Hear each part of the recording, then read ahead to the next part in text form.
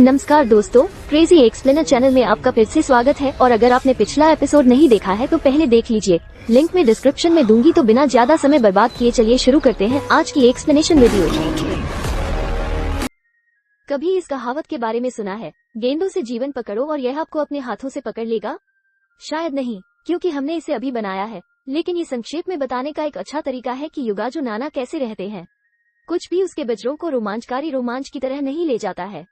और यही कारण है कि वो एक खंडहर मंदिर के अंदर भाग रही है, जिसमें उसके दो दोस्त उसे धक्का दे रहे हैं, जिससे भाले जैसे जाल फैल रहे हैं, घातक और खतरनाक। हाँ, यही वो है जो हमें अपने जाल पसंद है, लेकिन वास्तव में मंदिर के माध्यम से दौड़ना, जाल को चकमा देना, साथियों को बचाना, ये जीवन में एक बार होने वाला अनुभव है जो नानाना के जीवन को जीने लायक बनाता है।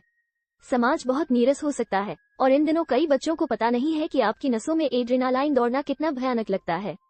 इसलिए जब नानाना पहले कुछ हलवा खा रही थी तो अचानक उन्हें यह विचार आया, क्यों न हंसी और पहेलियों से भरी जगह को साहसी दिल वाले युवाओं के लिए उपयुक्त बनाया जाए। जैसे ही एक तिकड़ी मंदिर के अंत तक पहुंचती है, एक चमकता खजाना छाती उनका इंतजार कर रही है। कुछ समय बाद एक जहाज पर सवार 16 वर्षीय यमजुल्गो अपनी नई स्वतंत्रता का आनंद लेता है। अंत में उन्होंने प्रशांत महासागर में एक मानव निर्मित द्वीप नानाया जिमा पर पैर रखा, जिसे एक विशेष छात्र क्षेत्र के रूप में भी जाना जाता है। नानाया द्वीप छात्रों को रखने के लिए बनाया गया था, जो इसकी अधिकांश आबादी बनाते हैं। इसमें 21 शैक्षणिक संस्थान हैं, जिनमें मध्य विद्यालय, हाई स्कूल और कॉलेज शामिल हैं, जो विभिन्न पाठ्यक्रम प्रदान करते हैं। ये स्थान प्रशिक्षण और अनुसंधान के लिए अत्याधुनिक सुविधाओं से भी पूरी तरह से सुसज्जित है। एक छोटे से पैर जोगो के दरवाजे की घंटी बजाने के बाद जोगो को एक कम कपड़े पहने महिला द्वारा स्वागत किया जाता है। इस बच्चे को ये तय करने में मुश्किल होती है कि कहाँ देखना है, ऊपर, नीचे, ऊपर। लिविंग रूम के अंदर महिला खुद को माबोरो शिकी के रूप में पेश करती है, जो घर का मालिक और प्रबंधक है। एक दूसरे का अभिवादन करने के बाद शिकी आरामदायक हो जाती है, जैसे वो किसी ऐसे व्यक्ति के साथ बहुत आरामदायक हो जाती है जिससे वो पहली बार मिली है। लेकिन वो उत्सुक है कि जुगो ने मई के मध्य में स्कूल क्यों बदल दिए। दूर देखते हुए जुगो बताता है कि उसे वास्तव में उसके पिता द्वारा बाहर कैसे फेंक दिया गया है। फिर शिकी पूछती है कि क्या रियल एस्टेट एजेंट ने उन्हें पहले ही अपनी शर्तों के बारे में बता दिया था। एक कमरा, साथ ही रसोई, स्नान और शौचालय अलग। ये पहले से ही उपकरणों और अतिरिक्त उपकरणों से सुसज्जित है, सभी प्रति माह 5000 के लिए। जुगो को सिर्फ 1 साल के किराए का अग्रिम भुगतान करना होगा, लेकिन किसी भी परिस्थिति में रिफंड की अनुमति नहीं है। इन शर्तों पर सहमत होने के बाद जुगो अपना भुगतान शिकी को सौंप देता है, जो तुरंत जुगो को कमरा 202 में ले जाता है। अपने पर्याप्त जुड़वा बच्चों के बीच रखी एक चाबी निकालते हुए शिकी जुगो को इसे अच्छी तरह से उपयोग करने के लिए कहती है। भ्रमित जुगो इकाई के अंदर चला जाता है। वो ये देखकर खुश होता है कि यह एक अच्छी जगह है, जब तक कि वो एक लड़की की हंसी नहीं सुनता। बेडरूम के अंदर जब जुगो प्रवेश करता है तो एक पोशाक में एक बैंगनी बालों वाली लड़की उसे एक हलवा कप पकड़े हुए घूरती है। कुछ सेकंड के बाद वो लड़के पर मुस्कुराती है, जो गलत कमरे में होने के लिए माफी मांगता है। क्या ये शिकी का मजाक है? जुगो तुरंत शिकायत करने के लिए यूनिट से बाहर निकलता है, लेकिन शिकी जोर देकर कहती है कि 202 में कोई और नहीं रहता है। वे दोनों बेडरूम में प्रवेश करते हैं, जिसमें जुगो उस लड़की की ओर इशारा करता है जो खुशी से कुछ हलवा खा रही है। शिकी अभी भी अपनी बात पर कायम है, हालांकि कमरे में कोई भी व्यक्ति नहीं रहता है। वो शांति से बताती है कि जुगो जिस लड़की को देखता है वो वास्तव में एक भूत है, जिसकी 10 साल पहले कमरे में हत्या कर दी गई थी। चिची कहते हैं, जुगो इस पर विश्वास करता है या नहीं, यह उस पर निर्भर है। जब तक वो अपने बिना धन वापसी समझौते पर टिका रहता है, तब तक चुटीले घर का मालिक जुगो से कहता है कि वो किसी भी समय बाहर जा सकता है। लड़का वास्तव में एक बंधन में फंस गया है। वो अब इस बिंदु पर बाहर जाने का जोखिम नहीं उठा सकता है। कोई आश्चर्य नहीं कि किराया इतना सस्ता है। एक खाली हलवा कप फेंकते हुए नानाना जुगो को बैठने के लिए कहता है और उसका नाम पूछता है। जैसे ही दोनों परिचित होते हैं, जुगो स्पष्ट करता है कि उसने नानाना के साथ क्या सुना है कि क्या वो वास्तव में एक भूत है जिसकी इस कमरे में हत्या कर दी गई थी। मुस्कुराती हुई लड़की ने इसकी पुष्टि करते हुए कहा कि उसे नहीं पता कि उसे किसने मारा, क्योंकि उसे पीछे से चाकू मारा गया था। जुगो का एक हिस्सा संदेह करता है कि क्या नानाना वास्तव में भूत है। जिस व्यक्ति की हत्या की गई है वो चहचहाते हुए क्यों काम करेगा? ठीक है, इसलिए जुगो नानाना से पूछता है कि क्या वो उसका हाथ हिला सकता है, जिसके लिए वो तुरंत बाध्य करती है। हालांकि जैसे ही जुगो अपनी हथेलियों के लिए पहुंचता है, वो पूरी तरह से गूंगा हो जाता है। अपनी उंगलियों को फिसलते हुए देखकर हैरान नाना ने दृढ़ता से कहा, वो एक असली सौदा है। हाँ, लेकिन आप एक वास्तविक जीवन से मिले हैं। मेरा मतलब है एक असली मृत भूत। दूसरी ओर नानाना जुगो के हाथों को सफलतापूर्वक पकड़ सकता है। ऐसा लगता है कि नानाना को छूना तभी संभव है जब भूत खुद ऐसा करे। अब जब जुगो किसी तरह नानाना की स्थिति को समझता है तो वो अपनी नो होल्ड बार लड़ाई की शुरुआत की घोषणा करने के लिए खड़ी होती है। जीतने के लिए उनमें से एक को अपने प्रतिद्वंद्वी को हार स्वीकार करने के लिए मजबूर करना होगा और वे बेडरूम के शासक स्वामी बन जाएंगे। जरा रुको, नाना घर से बाहर नहीं जाएगा। भूत कहता है कि वो नहीं कर सकता, उसकी आत्मा इस बेडरूम से बंधी हुई है। जुगो पूछता है कि नानाना को आगे बढ़ने में क्या लगेगा और वो उसके सवाल पर विचार करती है। शायद वो अपने हत्यारे को खोजने और उसे खुद को छोड़ने के बाद आगे बढ़ सकती है। यह अंतिम भाग बहुत अति नाटकीय लगता है। नानाना की मदद करने का वादा करते हुए जुगो लड़ाई को खत्म करने के लिए उसके साथ एक सौदा करने का प्रयास करता है। दुर्भाग्य से नानाना अपना सिंहासन नहीं छोड़ना चाहती है। अगर जुगो जीतता है तो नानाना गायब होने और चुप रहने का वादा करता है। वो अचानक गायब हो जाती है और फिर जादुई रूप से लड़के के पीछे फिर से प्रकट होती है।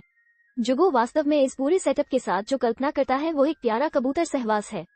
थोड़ी देर तक इसके बारे में सोचने के बाद नानाना अपनी लड़ाई की शर्तों को संशोधित करती है। यदि जुगो विजेता के रूप में उभरता है तो बैंगनी बालों वाला भूत उसकी लाइव इन गर्लफ्रेंड होने का नाटक करने के लिए तैयार है। इसका उल्लेख मात्र जुगो को नानाना की ओर भागने का कारण बनता है, जिससे लड़ाई की शुरुआत होती है। अगर केवल जुगो ने इसके बारे में सोचा तो उसे एहसास होगा कि उसे छड़ी का छोटा अंत मिल गया है। वो एक भूत पर चिल्लाता है, लेकिन उसका शरीर पूरी तरह से उसके माध्यम से गुजरता है, जैसे कि वो हवा से बना है।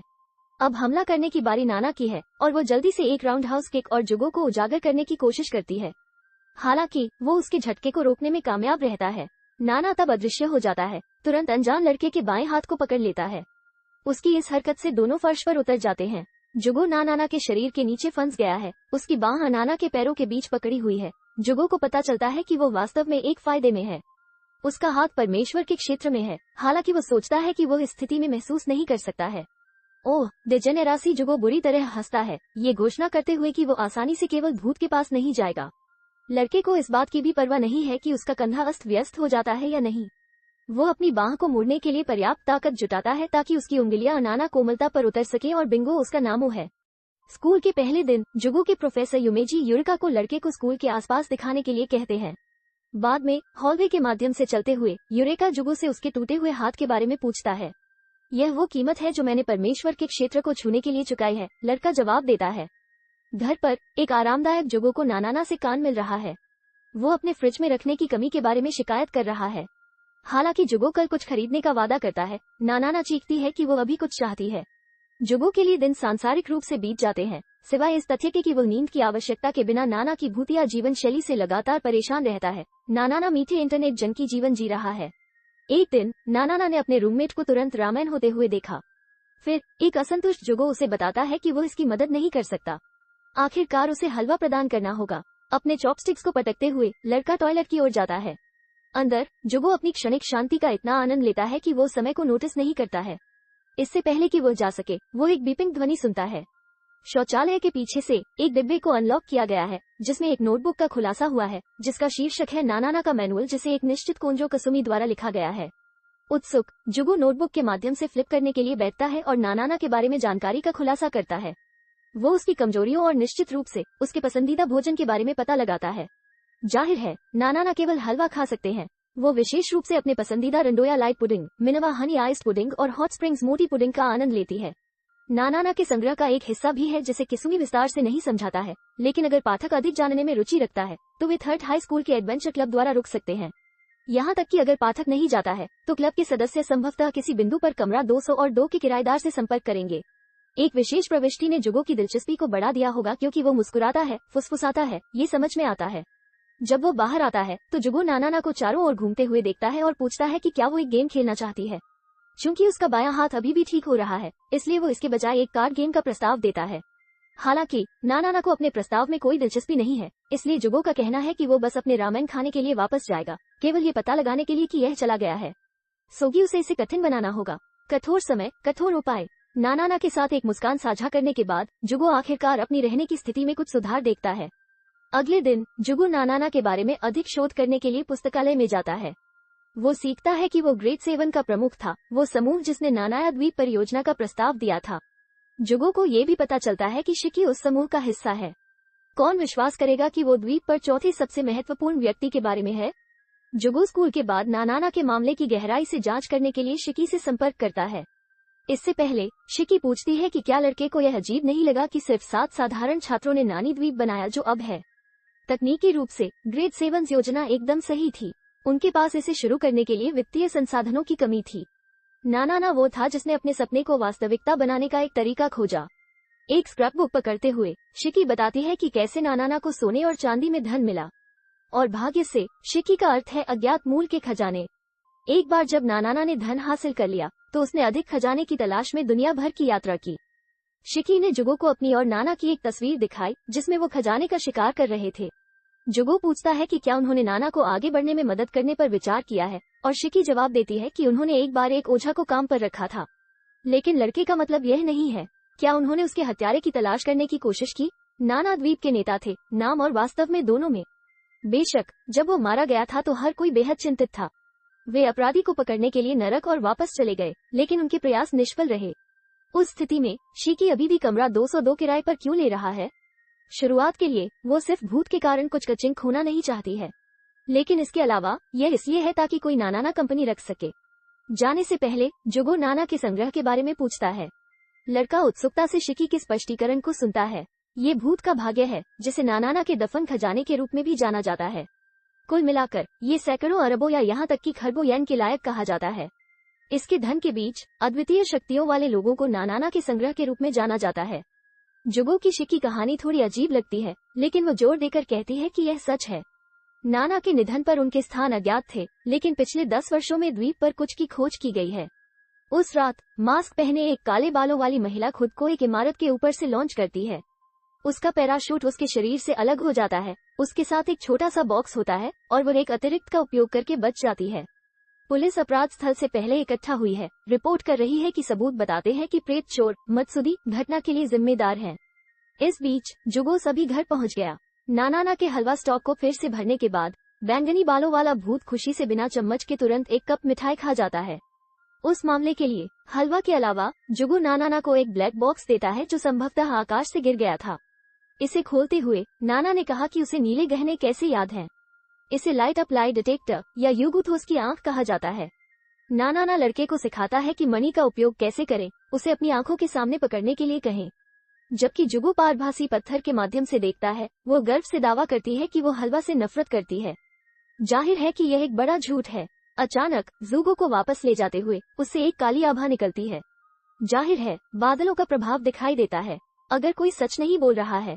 नाना ये सब जानती है क्योंकि गहना उनके संग्रह का हिस्सा है। उसने इसे खंडहर में पाया, एक गली में जंगल में गहरा। स्वघोषित मास्टर जासूस इक्यू तेनसाई अब कचरे के बीच से गुजरने के बाद बूंद रहा है। उसके विश्वसनीय सहायक होशिनो दारुकू ने तेनसाई को कचरे के ढेर में पड़ा पाया। इस युवा सालुक ने निष्कर्ष निकाला कि मात्सुरी फैंटम गिरोह ने गहने पर एक पैराशूट लगाया और इसे गली में गिरा दिया। यहाँ तक कि उसे डंपस्टर में एक बीकन डिवाइस भी मिला है। इसके दिखने से तेनसाई को पता है कि मात्सुदी का समूह गहना हासिल करने में विफल रहा। तेनसाई आगे ये पता लगाना चाहता है कि इसे कौन लेने में कामयाब रहा। देर रात इस गली से अगर कोई बेतरतीब ढंग से गुजरा हो तो ये संयोग ही रहा होगा।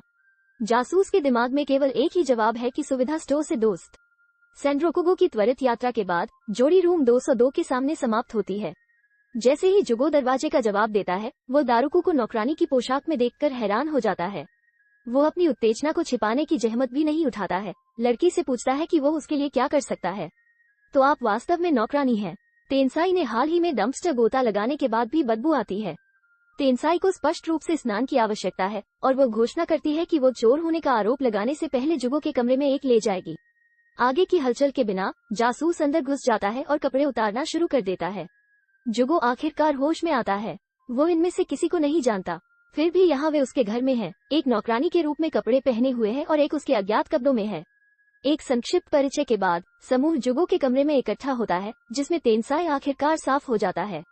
जब दारुकू तेनसाई के बालों को सुखा रहा है तो जुगो अपने चारों ओर की हवा को सूंघता है और तुरंत चुटकी लेता है कि नाना को कोई गंध नहीं है। इससे लड़के के चेहरे पर एक संतोषजनक स्मैक आती है। वैसे भी जुगो तेनसाई और दारुकू से पूछता है कि वे उससे क्या चाहते हैं। तेनसाई अपने शेल्फ पर ब्लैक बॉक्स को इंगित करता है, ये कहते हुए कि वे इसे चोर से पुनः प्राप्त करने के लिए यहाँ हैं। रुको, चोर से आपका क्या मतलब है? एक सीडी निकालते हुए तेनसाई सुविधा स्टोर के अंदर जुगो के सीसीटीवी फुटेज चलाता है। एक स्केच पत्रिका के माध्यम से ब्राउज करते हुए नानाना लड़के के इस पक्ष को देखने के लिए बहुत रोमांचित नहीं है। उनका दावा है कि यह एक संयोग था, वो सिर्फ नौकरानी के कवर वाले को उठा ले गया। हाँ ठीक है जुगो, जैसे ही तेनसाई ने लड़के के हाथ को रिमोट की ओर बढ़ते हुए देखा, वह दारुकू को नौकरानी के हेडलॉक में उसे रोकने का आदेश देती है। जुगो अनजाने में अपनी पीठ को उसके सामने की ओर झुकाता है। संदिग्ध दारुकू की ओर मुड़ते हुए जुगो ने अपनी स्कर्ट खोल दी, जिससे वो चौंक गया। अनाना में सेंसाई बताते हैं कि दारुकू एक लड़का नहीं है, बल्कि एक जाल है। मुझे आशा है कि आपको ये पसंद आया होगा और यह आपकी कृपया ध्यान दें, यदि आप लॉर्ड बियर्स द्वारा नष्ट नहीं होना चाहते हैं तो लाइक, कमेंट और सुपर एक्सप्लेनेशन चैनल को सब्सक्राइब करना न भूलें। यह शायद ही उचित है, लेकिन साथ ही जब हम नए वीडियो अपलोड करते हैं तो अधिसूचित होने के लिए घंटी आइकन पर क्लिक करना न भूलें। ये मेरी पंक्तियाँ थी। Oh sorry.